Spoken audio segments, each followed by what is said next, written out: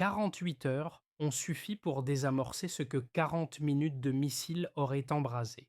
Un convoi militaire détourné, des armes pointées sur des soldats, une école pleine d'enfants en ligne de mire, et pourtant aucune frappe, aucun couvre-feu, aucune démonstration de force classique.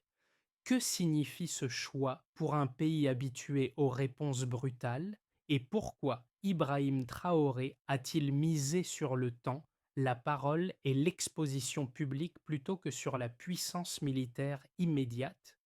Ce pari, jugé naïf par beaucoup, allait redéfinir la manière dont une crise de sécurité pouvait être retournée sans tirer un seul coup de feu.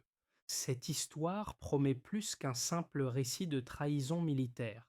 Elle montre comment une décision apparemment fragile peut produire un effet stratégique durable. En suivant pas à pas cette séquence, le lecteur comprend ce qui est réellement en jeu lorsque l'État choisit entre la force immédiate et la maîtrise du tempo, entre l'écrasement d'une menace et son exposition publique. L'enjeu n'est pas seulement la récupération d'un convoi ou l'arrestation d'un officier, mais la crédibilité de toute une chaîne de commandement, la protection de civils innocents et la confiance d'une population déjà éprouvée. Dans un contexte régional marqué par l'instabilité, chaque choix devient un signal envoyé aux soldats, aux partenaires extérieurs et aux adversaires potentiels. Cette affaire sert aussi de test: jusqu'où un pouvoir peut-il aller sans recourir à la violence, et à quelles conditions cette retenue devient-elle une force plutôt qu'une faiblesse? Les réponses ne sont ni abstraites ni théoriques. Elles se lisent dans les réactions en cascade qu'a provoqué cette décision, bien au-delà du lieu et du moment de la crise initiale. Le tournant n'a pas été militaire, il a été informationnel et il s'est joué en moins de 48 heures. Un seul document, signé 6 mois plus tôt et chiffré à 3 millions de dollars, a suffi à faire basculer l'équilibre sans qu'un tir ne soit échangé. Au moment où la nouvelle de l'interception du convoi se diffuse, le pays retient son souffle. L'escorte transportait des équipements essentiels vers le nord et rien, à première vue, ne la distinguait d'une opération de routine. Pourtant, à l'aube, l'ordre d'arrêt tombe, suivi d'un geste impensable. Les armes se retournent contre les propres soldats du convoi. La confusion est totale, car l'officier en charge est un vétéran respecté, connu pour des années de service sans tâche. Très vite, il apparaît qu'il n'agit pas seul, mais avec un noyau d'hommes loyaux, positionnés avec méthode, coupant les communications et prenant le contrôle du matériel. À Ouagadougou, les hypothèses se multiplient. Certains évoquent une manœuvre étrangère, d'autres un prélude à un coup d'État, d'autres encore une opération commanditée par des groupes armés. C'est dans ce climat saturé de rumeurs que Ibrahim Traoré choisit une voie inattendue. Plutôt que d'envoyer des forces spéciales ou de verrouiller la zone, il s'adresse directement à la population par une vidéo longue, sans montage ni décor, assumant la gravité de la situation tout en refusant la surenchère. Ce choix redéfinit le cadre du récit. La trahison n'est plus seulement un acte armé, elle devient un problème à éclairer publiquement.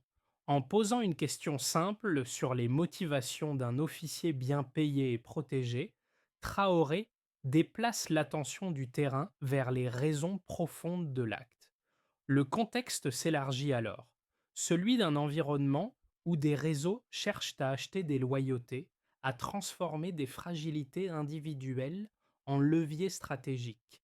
La crise cesse d'être un incident isolé et devient le symptôme d'un mécanisme plus vaste que la suite des événements va exposer au grand jour. Le personnage central de cette séquence n'est pas seulement le commandant traître, mais aussi ceux qui se sont retrouvés pris au piège de sa décision. Les premiers récits venus du terrain parlent de soldats abasourdis, incapables de comprendre si l'arrêt du convoi relevait d'un exercice, d'une attaque ou d'un ordre légitime.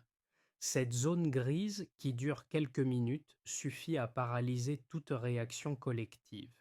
La loyauté militaire repose sur la clarté des chaînes de commandement. Ici, elle est volontairement brouillé. Autour du convoi, l'environnement immédiat ajoute une tension supplémentaire. Le matériel n'est pas détruit, les véhicules ne sont pas incendiés, comme si l'objectif n'était pas la rupture mais l'attente.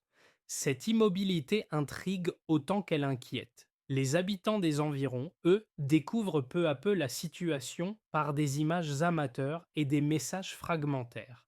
Très tôt, un détail change la perception de l'événement: la proximité d'une école occupée par des enfants, transformant un incident militaire en menace civile potentielle. C'est à ce stade que les effets précoces de la décision politique se font sentir. En l'absence de riposte armée immédiate, la peur d'un affrontement sanglant diminue, tandis que la pression sociale commence à se déplacer. Les familles remplies de soldats, les communautés locales et même certains hommes impliqués dans l'interception prennent conscience du risque réel encouru par des innocents. Le silence officiel, loin de calmer les esprits, agit comme un révélateur. Chacun comprend que le temps devient un acteur central de la crise. Le sens de l'événement se transforme alors. Il ne s'agit plus seulement d'un convoi capturé, mais d'une responsabilité collective face à un choix moral clair. Tout commence par un déclenchement discret, presque banal en apparence, mais lourd de conséquences. Le convoi progresse sur l'axe prévu, chargé d'équipements destinés aux bases du Nord, quand l'ordre d'arrêt est donné sans explication préalable. En quelques minutes, la situation bascule.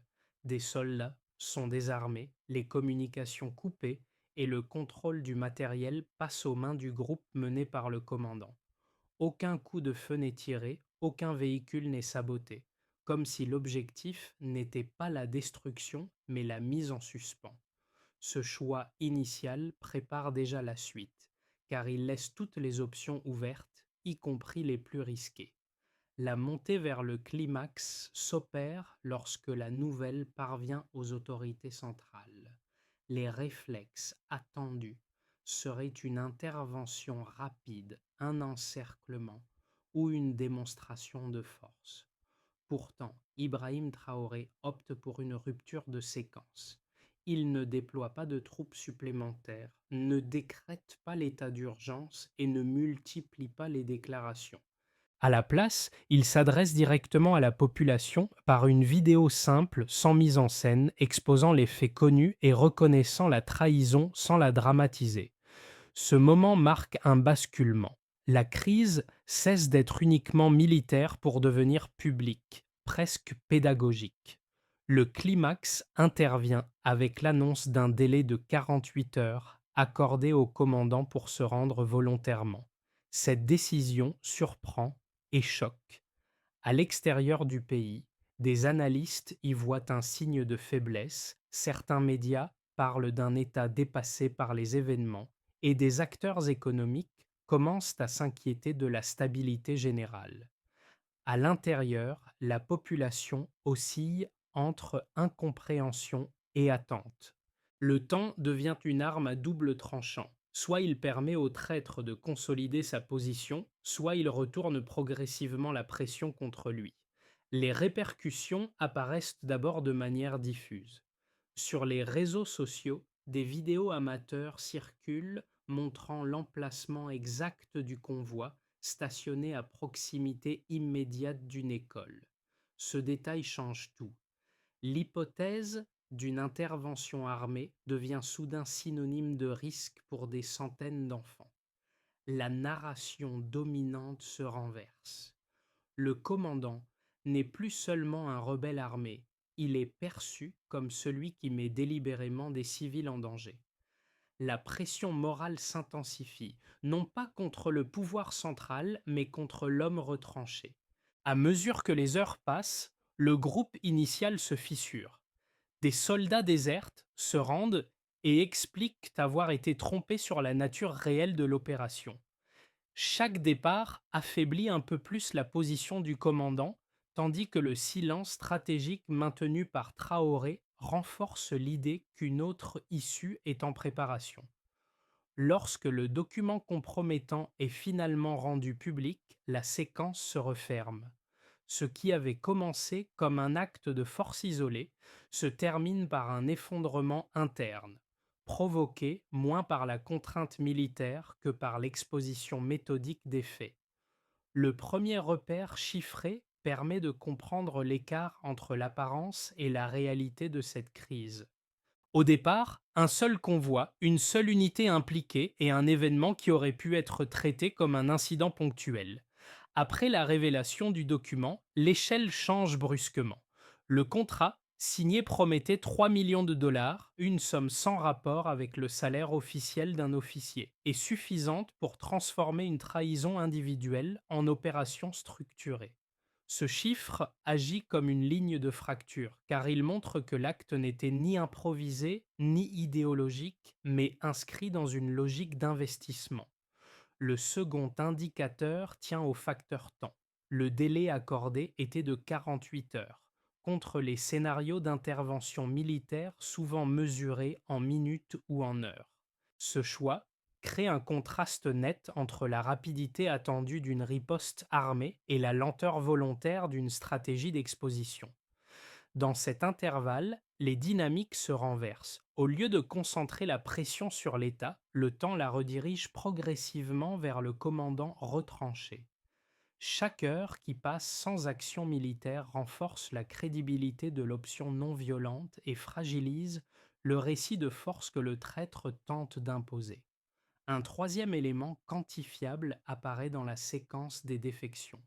Sans chiffres officiels détaillés, les témoignages convergent vers une réalité mesurable. Le groupe initial, estimé à une vingtaine d'hommes, se réduit progressivement. Cette baisse n'est pas seulement numérique, elle est symbolique. Chaque soldat qui quitte la position retire au commandant une part de légitimité et augmente le coût politique et moral de sa résistance. La désertion devient ainsi un indicateur indirect de l'efficacité de la stratégie choisie par Ibrahim Traoré, même en l'absence de confrontation directe. Ces données, prises ensemble, dessinent un schéma clair. Le montant financier révèle la nature marchande de la trahison. Le délai de 48 heures montre l'utilisation du temps comme levier stratégique. La diminution progressive du nombre de soutiens illustre l'érosion interne provoquée par l'exposition publique. Aucun de ces chiffres ne fonctionne isolément. C'est leur combinaison qui produit l'effet recherché. Là où une intervention armée aurait détruit le convoi et possiblement coûté des vies civiles, cette approche transforme les chiffres eux-mêmes en instruments de pression. La lecture quantitative éclaire aussi les réactions extérieures. Les investisseurs, sensibles aux signaux de stabilité, interprètent d'abord le délai comme un risque. Après la publication du contrat et l'effondrement du réseau, la perception évolue. La crise apparaît maîtrisée, circonscrite et surtout révélatrice d'une capacité à neutraliser une menace sans escalade. Ce basculement montre que les chiffres ne servent pas seulement à mesurer, mais à raconter une histoire cohérente. En définitive, les données disponibles confirment que la décision n'était pas un pari aveugle. Elle reposait sur une compréhension fine des incitations financières, du facteur temps et des dynamiques humaines, transformant des nombres apparemment froids en arguments décisifs. L'argument principal des critiques repose sur une idée simple. Face à une trahison armée, toute retenue serait perçue comme une faiblesse. Selon cette lecture, accorder du temps à un commandant retranché revient à lui offrir l'opportunité de négocier des soutiens, de déplacer le matériel ou de provoquer un incident plus grave. Dans des contextes sécuritaires fragiles, disent-ils, seule une réponse rapide et musclée permet de réaffirmer l'autorité de l'État et de dissuader d'autres velléités similaires. L'histoire régionale, marquée par des coups de force et des mutineries, alimente ce raisonnement. Un second argument avance que la communication publique aurait pu aggraver la situation.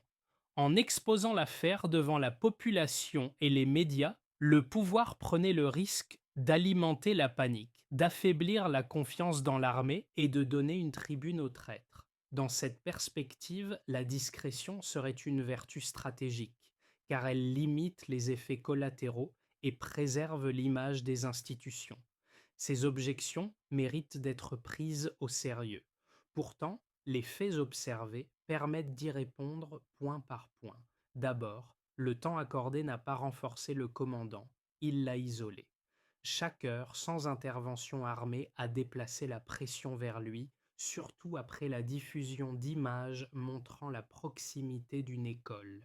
Ensuite, loin de provoquer une panique incontrôlée, la communication directe a réduit l'espace des rumeurs en établissant un cadre clair assumé par l'autorité politique. Surtout, la publication du document financier a inversé la logique de dissuasion. Au lieu de démontrer la force par les armes, Ibrahim Traoré l'a démontré par la preuve. La révélation d'un contrat chiffré et vérifiable a détruit la crédibilité du traître bien plus efficacement qu'une opération militaire, car elle a brisé son récit interne et externe. Les soutiens se sont évaporés, non par peur immédiate, mais par perte de sens et de légitimité. Ainsi, l'approche critiquée ne nie pas la nécessité de la force. Elle la réserve comme ultime recours. Dans ce cas précis, les données montrent que la retenue calculée a produit un résultat que la coercition aurait difficilement atteint sans coûts humains et politiques élevés. À mi-parcours de la crise, ce basculement devient visible pour tous. Le délai accordé n'apparaît plus comme une concession, mais comme un dispositif qui oblige chaque acteur à se positionner. Les soldats impliqués comprennent que rester retranchés signifie assumer seul une décision de plus en plus intenable moralement. Les familles, les communautés locales et l'opinion publique identifient désormais clairement où se situe le risque réel, non pas dans l'inaction de l'État, mais dans la persistance du commandant à proximité d'une école remplie d'enfants. C'est ici que la stratégie révèle sa nature profonde. En ne bougeant pas ses troupes et en ne multipliant pas les discours, Ibrahim Traoré transforme l'attente en épreuve de vérité. Chaque heure qui passe sans affrontement renforce la distinction entre une autorité qui protège et un homme qui s'enferme. Le commandant, qui se présentait comme un acteur fort, se retrouve progressivement piégé par son propre choix initial. Il ne contrôle plus le récit, ni même ses hommes. La révélation centrale n'est donc pas le contrat en lui-même, mais ce qu'il rend impossible à nier. À partir de ce moment, la crise n'oppose plus deux forces armées, mais une logique collective à une décision individuelle isolée. Le point de non-retour est atteint. La sortie par la violence devient la pire option pour celui qui l'envisagerait encore. Les effets de cette séquence ne se limitent pas à l'arrestation d'un officier, ils se déploient différemment selon les groupilettes concernées, révélant l'ampleur réelle de la décision prise. Pour les institutions nationales, d'abord, l'impact était immédiat. La récupération intacte du convoi et l'absence de victimes civiles renforcent la crédibilité de l'appareil d'État. La gestion de crise montre qu'une chaîne de commandement peut être restaurée sans effusion de sang, ce qui envoie un signal clair à l'intérieur de l'armée. La trahison sera traitée par la loi, mais sans précipitation destructrice. Du côté des forces armées, la conséquence est plus profonde et durable.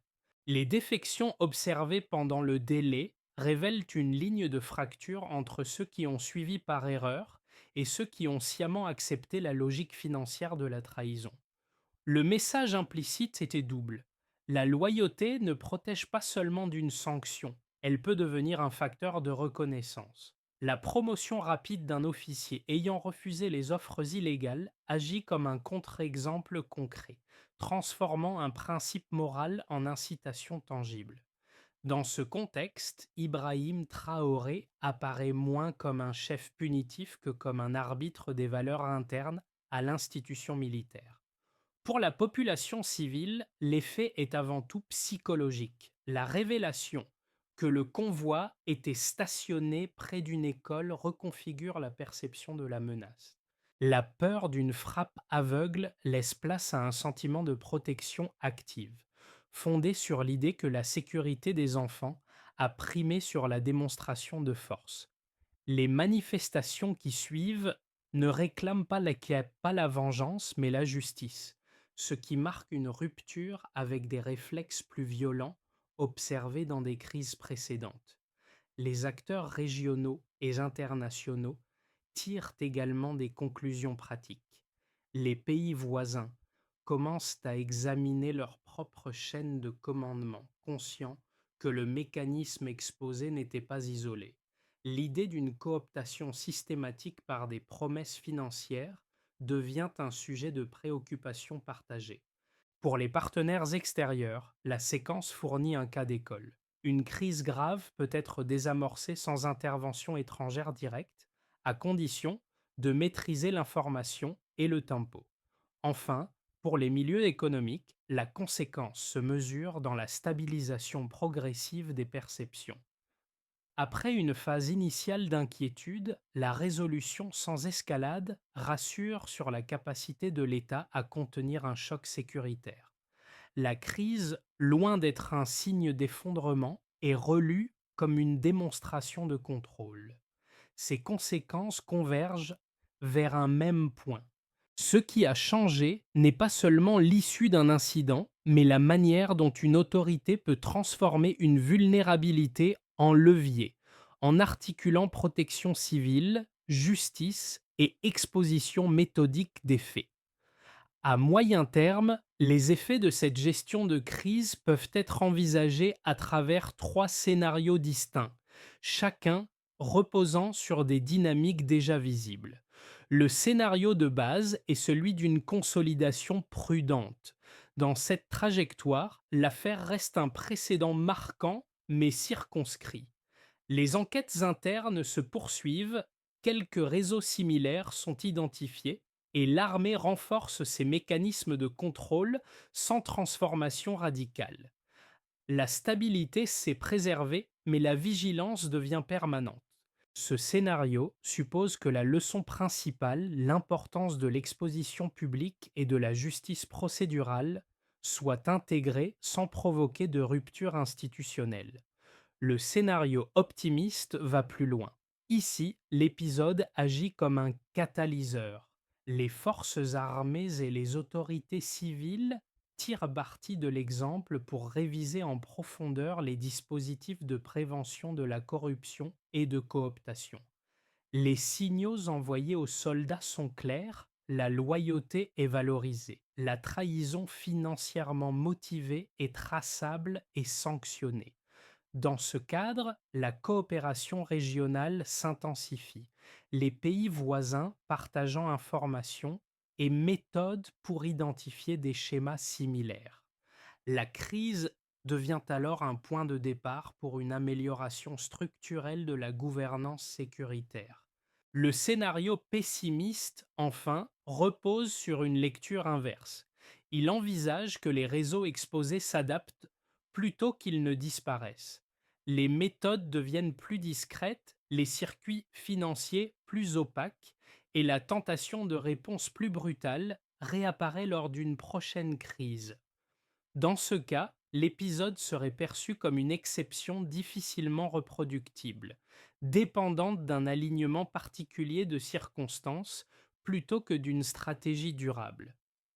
Entre ces trois options, une recommandation de fond s'impose. Quelle que soit la trajectoire retenue, la maîtrise du tempo et de l'information apparaît comme un facteur décisif. Si la force reste un outil légitime, son usage gagne à être conditionné par une compréhension fine des incitations humaines et financières. À l'inverse, l'absence de préparation à ces dimensions invisibles expose à des chocs répétés. La période des 6 à 12 mois suivant une crise de cette nature n'est donc pas un simple prolongement. C'est une fenêtre stratégique où les choix faits déterminent si l'événement restera un épisode isolé ou deviendra un point d'inflexion durable. Pour le lecteur, cette séquence n'est pas abstraite. Elle se décline selon les positions et les responsabilités de chacun. Pour ceux qui portent un uniforme ou travaillent dans des structures de sécurité, l'histoire agit comme un miroir inconfortable. Elle rappelle que la loyauté ne se résume pas à l'obéissance immédiate, mais qu'elle inclut la capacité à reconnaître une ligne rouge morale, surtout lorsque des civils sont exposés. La décision de certains soldats de se retirer, puis de se rendre, montre qu'un choix individuel peut infléchir une dynamique collective. Pour les citoyens, l'impact se situe ailleurs. Beaucoup sont habitués à associer les crises sécuritaires à des réponses violentes et à des dommages collatéraux inévitables. Ici, la protection d'une école devient un repère concret, presque intime. Elle donne un visage humain à des décisions souvent perçues comme lointaines. Cette proximité renforce le sentiment que la sécurité nationale n'est pas seulement une affaire d'armes, mais aussi de priorités clairement assumées. Les acteurs économiques et sociaux y lisent un autre message. La gestion du risque ne dépend pas uniquement de la force dissuasive, mais aussi de la capacité à contenir une crise sans l'amplifier. La stabilisation progressive après la révélation des faits suggère qu'une transparence maîtrisée peut à terme réduire l'incertitude plutôt que l'accroître. Enfin, pour les observateurs régionaux, l'épisode offre une grille de lecture transférable. Il invite à se demander quelles vulnérabilités invisibles existent ailleurs et comment elles pourraient être traitées sans provoquer d'escalade. Dans ce sens, l'exemple associé à Ibrahim Traoré dépasse le cadre national. Il interpelle sur la manière dont des décisions apparemment modestes, comme attendre ou parler publiquement, peuvent produire des effets disproportionnés. Deux gestes simples émergent alors pour le lecteur. Interroger les motivations derrière les actes de force et prêter attention aux signaux faibles qui précèdent les crises majeures. La sortie de crise ne se limite pas à une arrestation. Elle ouvre une feuille de route structurée, articulée autour de plusieurs étapes complémentaires. La première consiste à institutionnaliser l'enquête, identifier les circuits financiers, vérifier les contrats suspects et documenter les tentatives de cooptation permet de transformer une affaire singulière en base de prévention durable. Cette étape repose sur des équipes mixtes, civiles et militaires, chargées de produire des preuves vérifiables plutôt que des accusations générales. Ensuite, elle vise la clarification des incitations internes. En récompensant explicitement les officiers ayant refusé les offres illégales, l'autorité envoie un signal mesurable. L'intégrité a un rendement supérieur à la trahison. Cette logique ne se résume pas à des sanctions, mais s'appuie sur des parcours de carrière lisibles, évalués sur des critères transparents. Puis, elle concerne la gestion de l'information. Parler tôt, sans tout dévoiler, et publier au moment opportun les éléments décisifs réduit l'espace des rumeurs. L'expérience montre que la communication directe, assumée par le sommet de l'État, peut canaliser l'opinion publique sans l'enflammer. Dans ce cadre, Ibrahim Traoré a privilégié une parole sobre, limitée aux faits établis, renforçant la crédibilité du processus. Vient ensuite une coopération régionale ciblée. Partager des schémas de risque et des méthodes d'identification avec les pays voisins permet de traiter le problème à l'échelle où il se manifeste réellement, sans dépendre d'interventions extérieures lourdes. Enfin, il devient essentiel de mesurer dans le temps. Audits réguliers, indicateurs de confiance interne et retour d'expérience transforment la crise en apprentissage continu. Cette feuille de route ne garantit pas l'absence de nouvelles menaces, mais elle réduit leur capacité de nuisance en combinant justice, prévention et tempo maîtrisé. Lorsque l'on revient au point de départ, l'image la plus marquante n'est pas celle d'un convoi militaire ou d'un contrat financier, mais celle d'une école restée intacte. Ce détail, presque silencieux au début, devient le fil conducteur de toute l'histoire. Il rappelle que derrière chaque décision stratégique se trouvent des idées, vies ordinaires, vulnérables, qui supportent que le poids des choix faits en Cambodia au lieu. La crise aurait pu se résoudre rapidement par la force au prix d'une destruction irréversible. Elle a suivi un autre chemin. En refusant la solution la plus spectaculaire, Ibrahim Traoré a déplacé le centre de gravité de l'événement.